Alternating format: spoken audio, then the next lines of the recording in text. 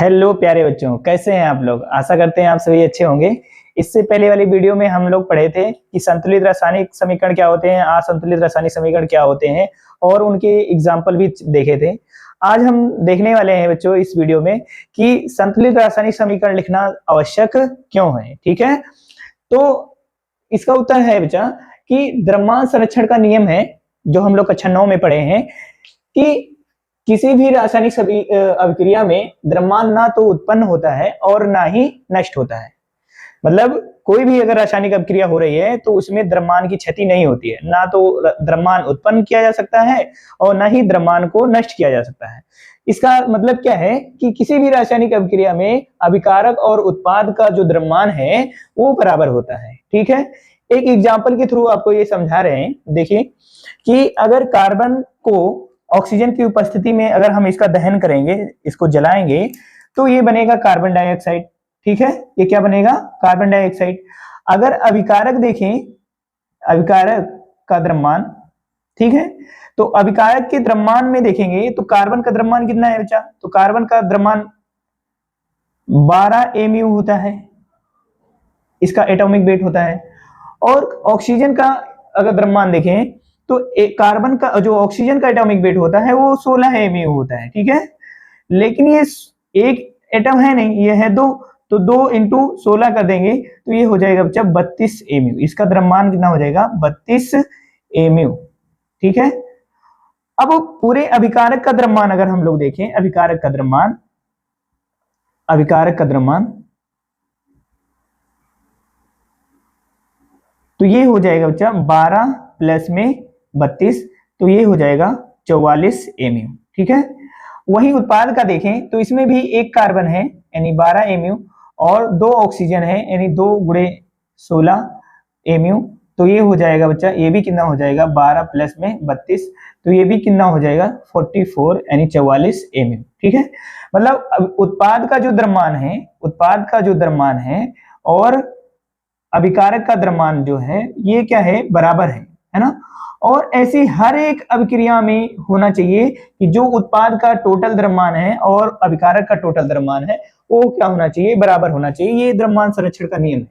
इसी वजह से अगर कोई समीकरण संतुलित नहीं है तो उसको हम संतुलित करते हैं। ठीक है, इसीलिए संतुलित करना आवश्यक है। तो बच्चों, अपना अगला प्रश्न है रासायनिक अभिक्रिया को संतुलित कैसे करें। ठीक है, तो आइए देख लेते हैं कि रासायनिक अभिक्रिया को संतुलित कैसे करें। ठीक है, अपने पास एक रासायनिक अभिक्रिया दे रखा है, Fe प्लस में H2O gives out Fe3O4 plus में H2।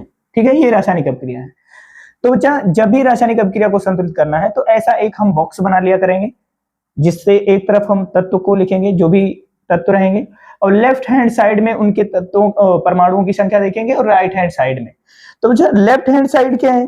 तो बच्चा ये क्या है? अभिकारक वाला जो है, इधर अभिकारक वाला जो है भाग, अभिकारक भाग जो है ये अपना लेफ्ट हैंड साइड भाग है। ठीक है, और ये जो उत्पाद वाला भाग है, उत्पाद वाला, ये अपना क्या है? राइट हैंड साइड वाला भाग। ठीक है, राइट हैंड साइड वाला भाग। तो इसका मतलब क्या है? लेफ्ट हैंड साइड मतलब अभिकारक में परमाणुओं की संख्या और राइट हैंड साइड में परमाणुओं की संख्या मतलब क्या है? उत्पाद में परमाणुओं की संख्या। ठीक है, तो लेफ्ट हैंड साइड में Fe कितना है बच्चा? तो 1 है, और राइट साइड में Fe कितना है? तो 3 है। ठीक है बच्चा, इसी के सामने लिख लेंगे। और हाइड्रोजन का लेफ्ट हैंड साइड में कितनी संख्या है? तो 2 है, और राइट साइड में हाइड्रोजन कितना है? तो इधर भी कितना है बच्चा? 2। और ऑक्सीजन कितना है? ऑक्सीजन लेफ्ट हैंड साइड में 1 है, तो 1 लिख लिए, और राइट साइड में ऑक्सीजन कितना है? 4 है। ठीक है, तो अभी देखा जाए तो ऑक्सीजन की संख्या लेफ्ट हैंड और राइट हैंड साइड में बराबर नहीं है, जबकि संतुलित रासायनिक समीकरण में इनको क्या करना होता है? लेफ्ट हैंड साइड और राइट साइड में बराबर करना होता है। ठीक है, तो बराबर करने के लिए हम क्या करेंगे? इनकी संख्या को बराबर करेंगे। ठीक है, तो हम इधर क्या है? हाइड्रोजन, इधर Fe आयरन कितना है? 3, और राइट लेफ्ट हैंड साइड में 1 है। तो अगर यहाँ हम 3 से मल्टीप्लाई कर दें तो इनकी संख्या क्या हो जाएगी? बराबर हो जाएगी, है ना। तो ये जो ऊपर दिया है बच्चा, ये असंतुलित रासायनिक समीकरण है। ठीक है, असंतुलित रासायनिक समीकरण है। ठीक है, ये हम पहले ही पढ़ चुके हैं, ठीक है, कि असंतुलित रासायनिक समीकरण किसे कहते हैं। क्यों असंतुलित है? क्योंकि दोनों तरफ लेफ्ट हैंड साइड और राइट हैंड साइड में परमाणु की संख्या बराबर नहीं है, इसलिए क्या है ये असंतुलित रासायनिक समीकरण है ऊपर वाला। तो सर संतुलित किसे कैसे करेंगे? तो संतुलित करने के लिए अभी हम आपको संतुलित करके बता रहे हैं बच्चा कि Fe3O प्लस में H2। Fe को दोनों तरफ बराबर करने के लिए बच्चा इधर Fe 3 है, तो इधर भी हम लेफ्ट हैंड साइड में भी 3 से मल्टीप्लाई कर लिए, ठीक है, 3 से मल्टीप्लाई कर लिए, ठीक है, यहां से हम 3 का मल्टीप्लाई कर लिए, ठीक है, दोनों तरफ Fe 3 हो गया, ठीक है। अब हम ऑक्सीजन को बराबर करना चाह रहे हैं, तो इधर कितना है 4, इधर कितना है बच्चा, इधर कितना है 1, तो इधर हम अगर 4 से मल्टीप्लाई कर दें, 4 से मल्टीप्लाई कर दें तो ये कितना हो जाए, ऑक्सीजन कितना हो जाएगा बच्चा 4, ठीक है। तो यहाँ पर हम क्या करेंगे कि यहाँ पर हम 4 से लेफ्ट हैंड साइड में मल्टीप्लाई कर दिए, तो ऑक्सीजन इधर भी 4 हो गया और 4 गुना 4 इधर भी ऑक्सीजन 4 हो गया। लेकिन एक बात इसमें बदल जा रहा है बच्चा कि जैसे ही लेफ्ट हैंड साइड में हम 4 से मल्टीप्लाई किए तो हाइड्रोजन की संख्या जो दोनों तरफ 2 था वो चेंज हो जा रहा है। मतलब क्या है, मतलब ये है कि इधर ऑक्सीजन में मल्टीप्लाई किए लेकिन साथ में हाइड्रोजन में भी मल्टीप्लाई हो गया 4 से, ठीक है। तो ये हाइड्रोजन इधर कितना हो गया 8, तो इधर भी हमको कितना करना पड़ेगा 8, तो इधर भी हम 4 से मल्टीप्लाई कर देंगे तो ये कितना हो जाएगा 8, ठीक है। तो इधर हम किससे मल्टीप्लाई कर देंगे बच्चा, इधर भी हम 4 से मल्टीप्लाई कर देंगे, ठीक है। अब क्या हो गया है, लेफ्ट हैंड साइड में भी परमाणुओं की संख्या बराबर है और राइट हैंड साइड में भी परमाणुओं की संख्या बराबर है, तो ये जो रासायनिक समीकरण कहलाएगा ये संतुलित रासायनिक समीकरण कहलाएगा, ठीक है, संतुलित रासायनिक समीकरण कहलाएगा, ठीक है, संतुलित रासायनिक समीकरण कहलाएगा, ठीक। और ये जो इस विधि है, ये जो विधि है जिस विधि से हम इस समीकरण को संतुलित किए हैं, असंतुलित से संतुलित रासायनिक समीकरण बनाए हैं, इस विधि को हम क्या बोलते हैं, हिट एंड ट्रायल विधि, ठीक है। और आप लोग के कक्षा 10 के सिलेबस में हिट एंड ट्रायल विधि ही दिया है, ठीक है। तो आप जब भी बोर्ड परीक्षा में आपको रासायनिक अभिक्रिया को संतुलित करने के लिए आए तो इसी मेथड का आप लोग प्रयोग करा करिए, ठीक है, क्योंकि आपके सिलेबस में ही हिट एंड ट्रायल विधि दे रखा है, ठीक है। तो अब हम इस पर क्वेश्चन कर लेते हैं बच्चा। तो बच्चों आपके पाठ में क्वेश्चन दिए हैं, पाठ निहित प्रश्न, उसका प्रश्न नंबर 2 है, दिया है निम्नलिखित रासायनिक अभिक्रियाओं के लिए संतुलित रासायनिक समीकरण लिखिए, ठीक है। जैसे पहला इसमें प्रश्न दे रखा है कि hydrogen plus chlorine gives out hydrogen chloride, ठीक है। तो बच्चों आपको इसका इनका सूत्र लिखना हम आपको बता रखे हैं ऑलरेडी इससे पहले वाले वीडियो में। तो बच्चा हाइड्रोजन गैस का सूत्र क्या है बच्चा H2, और क्लोरीन गैस का सूत्र कितना है Cl2, और ये क्या बन जाएगा बच्चा हाइड्रोजन क्लोराइड। H2 गैस, इसकी अवस्था भी लिख देंगे, क्लोरीन भी गैस, और HCl। बच्चा जब भी हाइड्रोजन क्लोराइड लिखा जाए तो ये हाइड्रोक्लोरिक अम्ल नहीं होता, ये गैसीय रूप में होता है। अगर गैसीय रूप में है तो इसको हम हाइड्रोजन क्लोराइड लिखते हैं, लेकिन जब द्रव के रूप में होता है तो इसको हम हाइड्रोक्लोरिक अम्ल कहते हैं, ठीक है। तो ये गैसीय रूप में है इसलिए हाइड्रोजन गैस, HCl गैस लिख दिए। अब इधर देखते हैं लेफ्ट हैंड साइड में बच्चा इधर तत्व वाला कॉलम बना लेंगे और इधर लेफ्ट हैंड साइड बना लेंगे, उधर क्या बना लेंगे बच्चा राइट हैंड साइड। तो लेफ्ट हैंड साइड में अगर तत्व देखें तो हाइड्रोजन है और बच्चा क्या है क्लोरीन है, ठीक है। और राइट हैंड साइड में, लेफ्ट हैंड साइड में हाइड्रोजन कितना है तो 2 है, और राइट हैंड साइड में हाइड्रोजन कितना है 1 है, ठीक है। और लेफ्ट हैंड साइड में क्लोरीन देखें तो ये 2 है, और राइट हैंड साइड में क्लोरीन देखें तो कितना है बच्चा 1 है। इसका मतलब क्या है, बस इनकी संख्या को दुगना कर दें राइट हैंड साइड में, तो ये लेफ्ट हैंड साइड और राइट हैंड साइड में परमाणुओं की संख्या क्या हो जाएगी बराबर हो जाएगी, ठीक है। तो हम क्या कर लेंगे, राइट हैंड साइड में किसे मल्टीप्लाई कर लेंगे बच्चा 2 से, तो ये कितना हो जाएगा 2, ठीक है।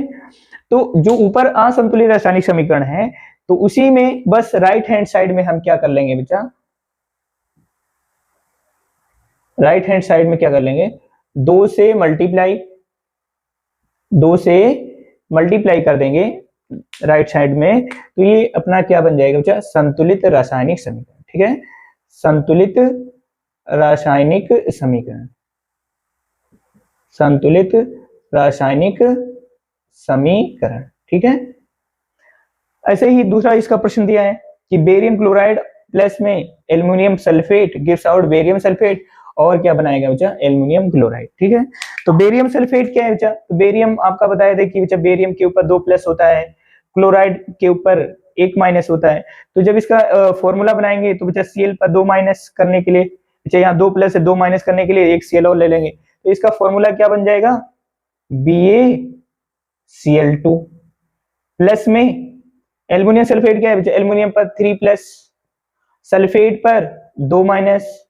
तो अब बराबर नहीं है बच्चा, तो इसको बराबर करने के लिए एक एल्युमिनियम और ले लेंगे तो 6 प्लस हो जाएगा, और 2 सल्फेट और ले लेंगे तो इधर भी कितना हो जाएगा, 6 हो जाएगा। ठीक है, इसका मतलब एल्युमिनियम 2 और सल्फेट 3। ठीक है, तो इसका जो फॉर्मूला हो जाएगा बच्चा कि एल्युमिनियम कितना 2 और सल्फेट कितना है 3, तो 3 करने के लिए इसका होल थ्राइस कर देंगे, तो ये एल्युमिनियम सल्फेट का फॉर्मूला हो जाएगा। ठीक है, तो यहाँ क्या कर लेंगे, एल्युमिनियम सल्फेट का फॉर्मूला लिखेंगे Al2SO4 का होल थ्राइस। ठीक है, ऐसे he gives out barium sulphate, बच्चा Ba पर 2 प्लस और सल्फेट पर 2 माइनस, तो बेरियम सल्फेट का सूत्र कितना हो जाएगा, BaSO4। ठीक है, एल्युमिनियम पर 3 प्लस और क्लोरीन पर कितना 1 माइनस, तो 3 प्लस है बच्चा 3 माइनस भी करना पड़ेगा, तो 3 क्लोरीन ले लेंगे, तो इसका फॉर्मूला कितना हो जाएगा, एल्युमिनियम 1 और क्लोरीन 3, AlCl3।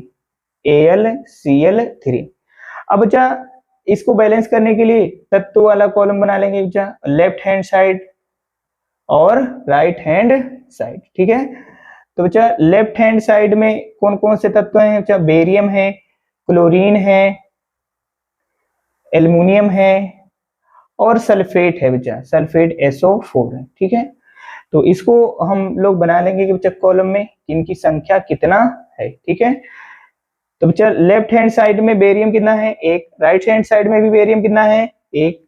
ठीक है, और लेफ्ट हैंड साइड में क्लोरीन कितना है बच्चा 2, राइट हैंड साइड में क्लोरीन कितना है 3, और लेफ्ट हैंड साइड में एल्युमिनियम कितना है बच्चा 2, और राइट हैंड साइड में एल्युमिनियम कितना है बच्चा 1, और लेफ्ट हैंड साइड में सल्फेट कितना है 3 से गुणा हो रखा है, और राइट हैंड साइड में सल्फेट कितना है बच्चा 1 है। ठीक है, तो हम लोग क्या करेंगे बच्चा कि